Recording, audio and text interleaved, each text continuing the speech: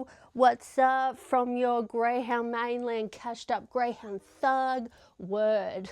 I literally cannot see with those on, but you get my point for anyone that's hung around this week and saw the comments of Premier Jeremy Rockcliffe in Tasmania, where he called us all cashed up Mainland Greyhound thugs. Thanks, Jeremy. I'm so glad to be called cashed up. I think Jeremy significantly underestimated the fight and love and support that we would give our friends in Tasmania. But guess what? We are, and we will continue to do so. Anyway, the reason I wanted to come on here, because after the amazing response I had last week to, I guess, Dimity's Debunk episode number 1, I had to come back and do a second video based on this absolutely beauty of a comment from BT, based in, obviously I have no idea where, but she's definitely not in Australia by looking at her profile. She said this about greyhound racing. Now, stay with me on this one.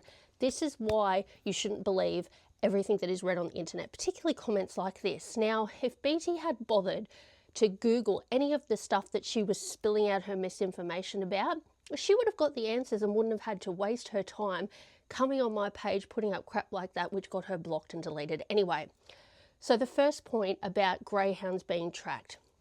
Greyhounds are tracked from the moment they are born to the moment they pass away. You have to check these greyhounds in every 6 months, whether that's at the track, trial, take them to a specified vet, etc. They get scanned to say, hey, they're with the trainer, they're with the owner, they're with a rehoming organisation, they're with a person who's privately adopted them, etc.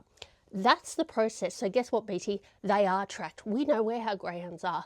And you're claiming 3 years' time where my greyhounds are, they'll be happily retired with me or people I rehome them to. So there's that little myth debunked. But the absolute beauty comment that she put on here was that we know which pups don't chase and therefore we put them down.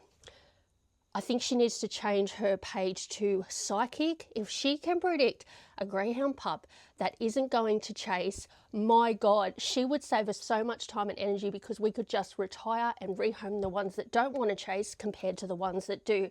But that is why we have the whole break-in, pre-education, education, pre-training stage to find out which ones don't. And the ones that don't are retired and rehomed, BT. They're not put down because there is policies and procedures in place that don't allow that.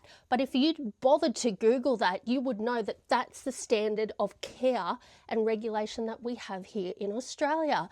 This is why I harp on and harp on about this. You cannot believe what people put on the internet.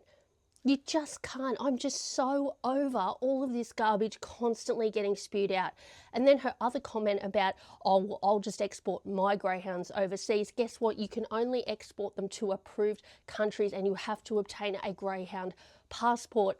So BT, where you're getting your facts, I don't know. You're obviously coming on to my pages. Well, not anymore because, sorry, you're blocked.